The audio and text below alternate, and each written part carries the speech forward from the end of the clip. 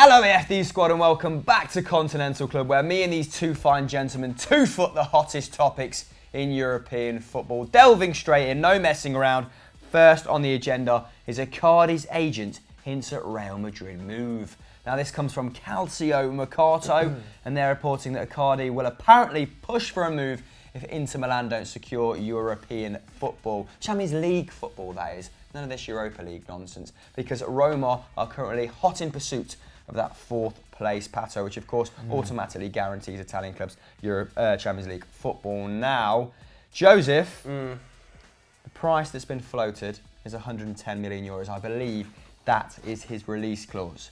If he was to go to Real Madrid, who would he be replacing in that current setup? I think it's hard to argue anybody else other than Karim Benzema, right? I think now 31 years old. He's been declining gradually over the last few seasons, numbers-wise anyway, and this season he's really struggled, hasn't he? I think he's got 2 league goals, and in fact, over the last 5 seasons, I think he's only actually once got over 20 league goals, which might come as a surprise to a few people, but his shot numbers are also concerning. I think in 15-16 it was over 4, in 16-17 it was over 3, now it's just over 2 shots per 90, which that would concern me as a Real Madrid boss. And also, it's that age-old problem, how do you fit him in the team with Cristiano Ronaldo? Cristiano Ronaldo is definitely starting to play more centrally, and he has to play more centrally. He doesn't have the pace any longer to play out wide. And to play Ronaldo and Benzema through the middle concerns me, but that is the same problem you would have if you had Mauro Icardi in the team. Where does Mauro Icardi play when Cristiano Ronaldo wants to play centrally? Because one's going to have to miss out unless they play 2 up front, which I don't see them doing. But for me, yeah, he'd replace Karim Benzema. I actually think he'd be a fantastic signing, and at 110 million euros, I would try and get it done. Massive mistake selling Alvaro Morata for pennies on the pound last summer to Chelsea.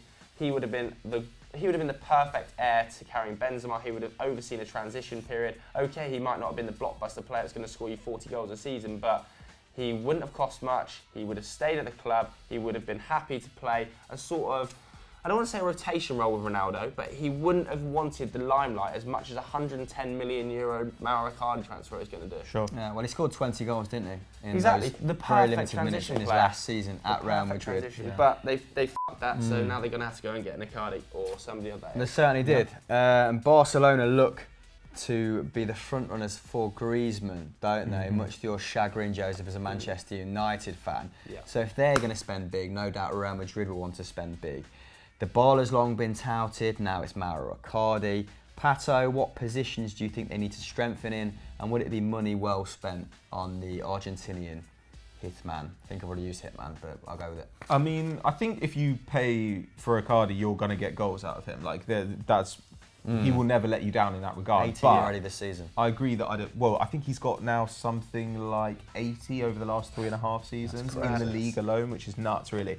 But I also think that Benzema's goal numbers suffer because he performs what is quite a thankless role. He often has to pull out wide so that Ronaldo can take up the central position. And while his shots have declined, Ronaldo's shots keep going up. So I think that from that point of view, Benzema plays a role which facilitates Ronaldo playing at his best. And Ronaldo's taking 7 shots this season. If you're getting 10 shots out of your 2 strikers. Exactly. How much longer do you think Benzema can play that sort of submissive role? I wouldn't. Age 30, it's not so much about that. It's more that I'd say that if you're going to bring in Icardi, that implies you're going to get rid of Ronaldo rather than Benzema. Benzema can continue to be a backup striker and still be pretty good. Icardi and Ronaldo want to take up exactly the same positions on the field. And while Icardi is an underrated link-up player, you can't have 2 guys standing on the penalty spot, which is what they both want to do. Yeah.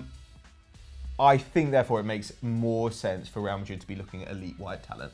We hear rumours about Hazard, about Salah, about Dybala. Neymar. Those make way more sense. Yeah, Neymar. Those make way more sense to me because they don't actually have anybody in the forward line who wants to play wide, except for Lucas Vazquez, who's not really good enough. They rely on all their width from their fullbacks, and their fullbacks are fantastic, but sometimes I think it can make them a little bit predictable. Now, they'll always get off shots, but I think somebody like Hazard, who can actually beat a man, that's something they don't have in their front line now when you look at it. They have it in the midfield, but when you look at Bale does it less and less and was never much of a dribbler. He pushes it and goes, and he's great at that.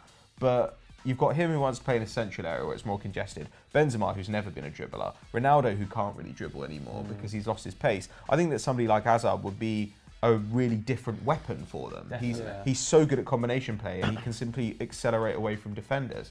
Plus, he just feels more like a Real Madrid transfer. And Real Madrid do tend to go for players, not necessarily who are best for them, but who feel like they should be Real Madrid players. And Hazard certainly feels like that kind of guy at the moment. I mean, if they wanted a quick fix, not having Morata, the guy for them to go for would be Aubameyang, I think, right now. Aubameyang can play as he doesn't go to Arsenal, Pato.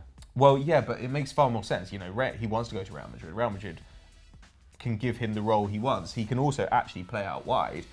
He's really, really fast as well. And I think that as time goes on, because of the way he's been as a striker, he probably will last longer than we expect. He'll be quite a good penalty box poacher.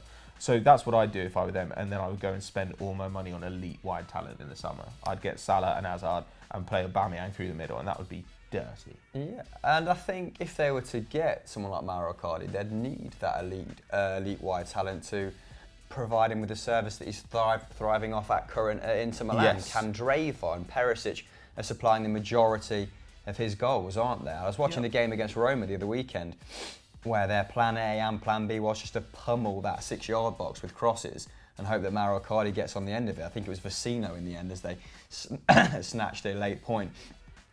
But that is a very interesting point, and the Salah rumours and the Eden Hazard rumours are there perpetually, aren't they? And they're both picking up steam, so it might be interesting to keep our eyes on that.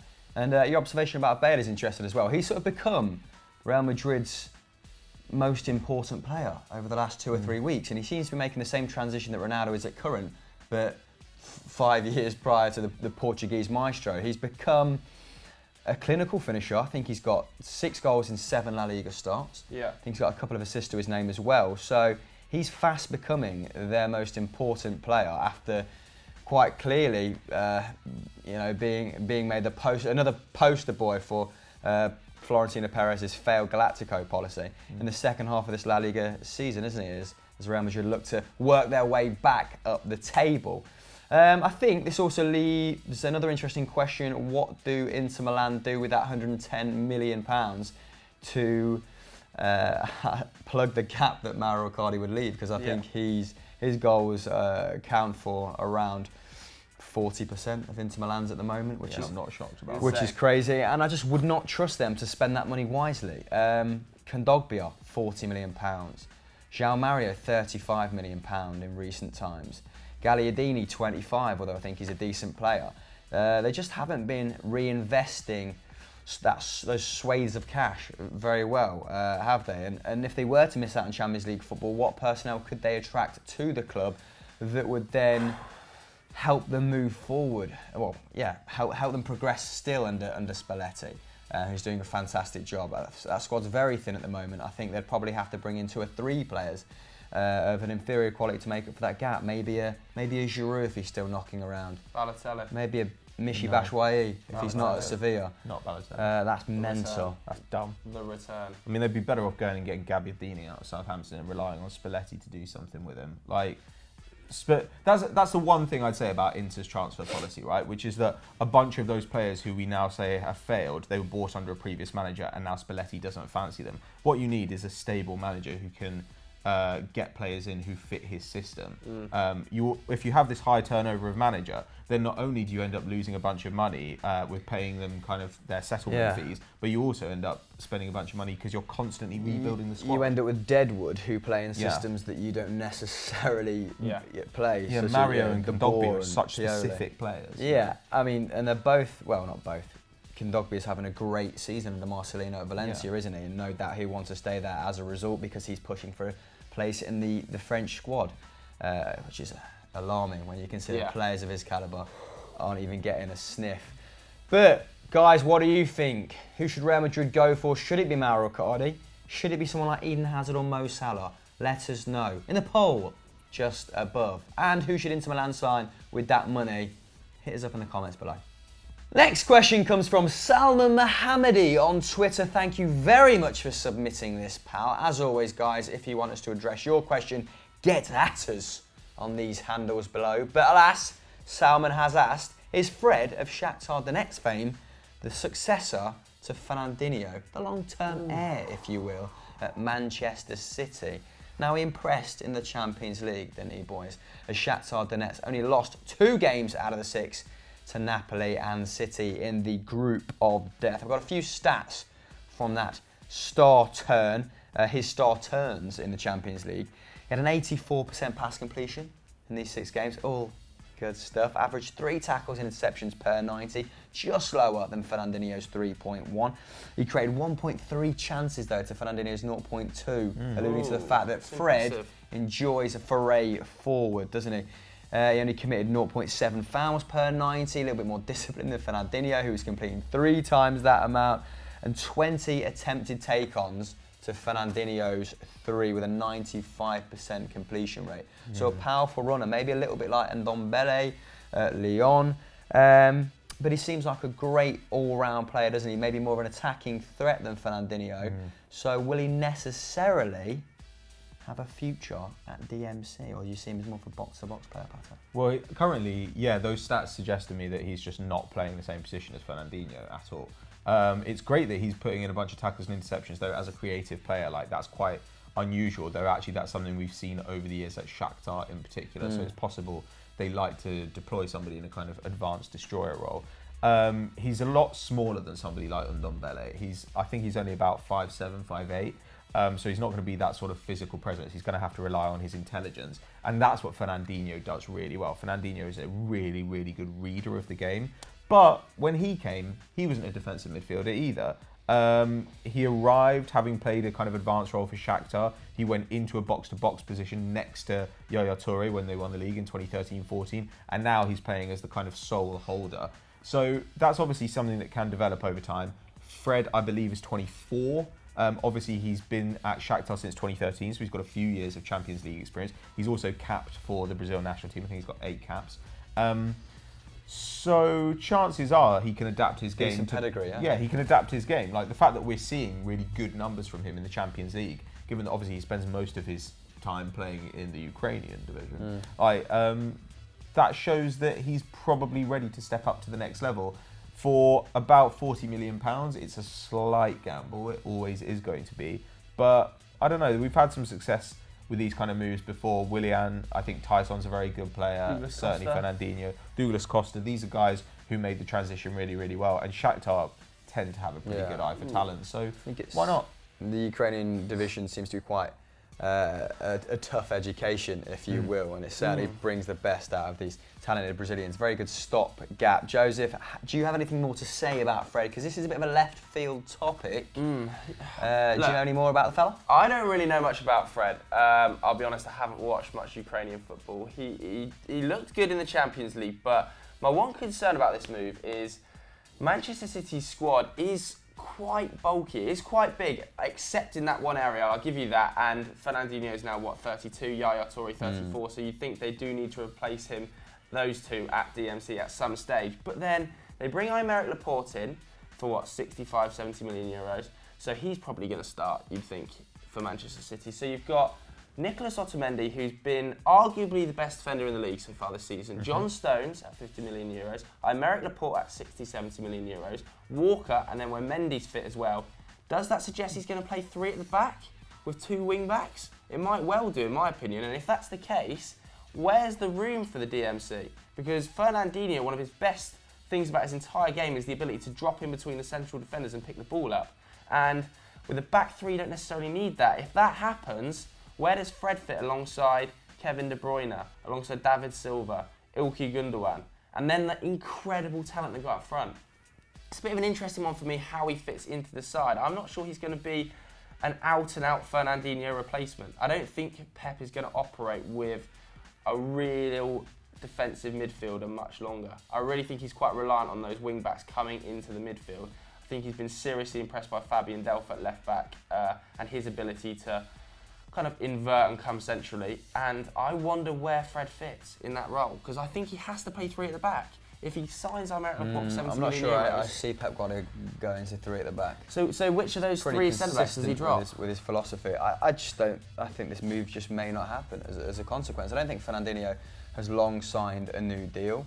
But the point you made about Pep and the Premier League in general, bending and flexing players is very valid and may apply to Fred as well. Maybe he plays John Stones. Yaya Toure first came, I don't think anyone had him down as a 20-goal a season midfielder, and he sort of progressed in a very attacking role. Then he Fernandinho. Word would have it that he's obsessed by tactics. He's become sort of Pep's. He's become teacher's pet in that teacher's Pep in that sense. So it'd be interesting to see if he went there and developed it in another position, or if Pep Guardiola had something else in mind for him. But as you said, quite a bloated squad. Although that is the one area that you could possibly see Manchester City investing big money in. What do you think, guys? Let us know in the comments below. Last but not least, guys, it is our match of the weekend, and we've picked Valencia against Real Madrid. It's going to be a flipping doozy. Will Zidane get fired? Will Villarreal overtake Real Madrid if they beat Sociedad and Real Madrid lose to Valencia? Very specific set of circumstances. Scenes. Yeah, let's give you guys at home a little bit more context. Because Valencia are currently third, surprise package of the season, having finished 42 points behind Real Madrid last season. I think they're 5 points ahead of Real Madrid at the moment, but Real Madrid have a game in hand. And if Real Madrid win this and have a game in hand, it starts to look a little bit ominous, doesn't it? As if the Marcelino Champions League dream may come to an end. Although, that would still leave them fourth, right? It would, but as you said, be around right on their coattails. Who knows? Yeah, who knows? Anyway, Pato, what elements are you looking forward to in this game? I'm intrigued to see how this Valencia attack is functioning. I know they've been running hot versus like expected goals so far this season, whereas Real Madrid have been going the other direction. And they've been quite fortunate in that just as Zaza hit a dry patch, Santi Mina came in and was really hot. So Zaza got 10 goals over the first half of the season, but he hasn't actually scored now since October the 28th, and that's a run of 14 games, which is less surprising to those of us who watched him at West Ham. I think he's been playing injured though. Well, to be fair to him, I think he needs surgery on his knee, I believe. Well, he's been doing hard yards for them. We talked about this, when we were watching him, we were like, I swear he put in 5 tackles in his own half. It's absolutely mental. So it's really nice that he's bought into the system. Santi Mina, 22, he's obviously been really highly rated in Spain for quite some time. I think he's scoring every 110 minutes. He now got 7 goals. So they're benefiting from everybody really playing out their skins. Gonzalo Cuéllar, I think 4 goals, 6 assists, something like that in 16 games. The guy cannot stop scoring and assisting, even if he's had a little bit of luck. When I've watched him recently, he had one the other day, and it was Taibbi'd in. It went straight through that little tunnel of the keeper's arms and legs, right into the back of the net. It was quality. But anyway, I think we all want Valencia to do well, but I don't know. Real Madrid, they might be starting to hit form. Like we've said previously in this show, Bale's back, and Bale's been playing really, really well. They absolutely battered Deportivo last weekend, and while they did go out of the cup to Leganes, I think they care less about the cup than they care about these sorts of league games. Wasn't it against Deportivo? It was, and it was braces for Bale, for Ronaldo, and weirdly for Nacho. Joe, what do you think the result's going to be?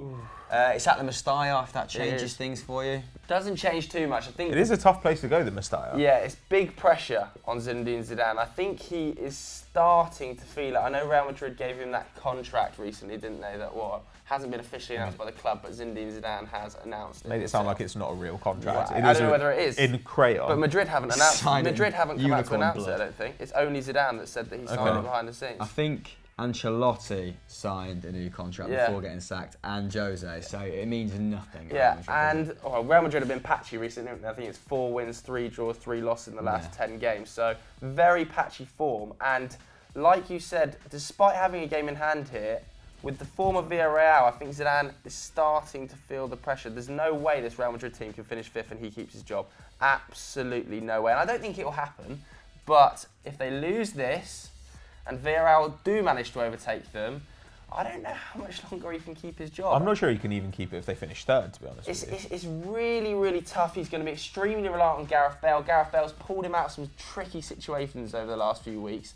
And I think it might well be the case again. I think they've got enough to beat beat Valencia on the weekend, but fully reliant on Gareth Bale stepping up to the plate. Okay, so let's go with some score predictions, just to make ourselves look relatively stupid when none of them happen. Yeah. I'm going to go 2-1 Valencia. Ooh. Full-on Real Madrid meltdown with a goal from Simone Zaza and Guedes with Kondogbia to hit the post. And then, Wow, that's What's and then happening? Ronaldo to score an 84th minute Are penalty. you channeling something? What's What's happening? going on? I'm putting this bet on after the game. All right, fine. After the game? That'd be good, wouldn't it? Yeah, I mean, don't know who'll take that bet. After the show. 2-2. 2-2. Ooh. I'm going to go 2-1 Madrid. I think Madrid might Yeah. just roll them over, sadly. I We all mean- want Valencia to win as well, don't Yeah, we? I would love Valencia. Valencia haven't been pumped this season, have they? Marcelino is famed for putting together a very decent Yeah. defence. And in that back four, there is a lot of talent, isn't there? Haya is a wing back. Is Gabriel banned for this game, though? Gabriel Ooh, Ruiz I there. think Because he he might got be, 'cause carded. he got abused. He was sent off for abusing the ref. It doesn't matter, mate. They've got Francis Coquelin. Coquelin's... The Cockmeister General. He's so bad at football. Cocktease. He's so bad at football. Right. Talking of cocks, Joe, what's happening on Football Daily after this? Come over and watch Viral Footy News. It's me and Zach Jalab on screen talking about some nonsense that Patrick Van Straten wrote. Zach's right there. Big up. And what about the rest of the Football Daily universe? 90 plus one facts and 90 plus one facts about Alexis Sanchez this week. So if you're a Man United fan who wants to learn about your new signing, if you're a dog fan, there'll be something for you in there. And if you're an Arsenal fan, maybe you just want a reason just to like put on some sad music and have a bit of a cry. So check that out. And brace yourself on EFD for Stat Wars tomorrow. Pato's leading 5-4 in a series. Can I put it back? No one knows. I know. Apart from us, because we've shot it. Bye. Giving away nothing. Vamos.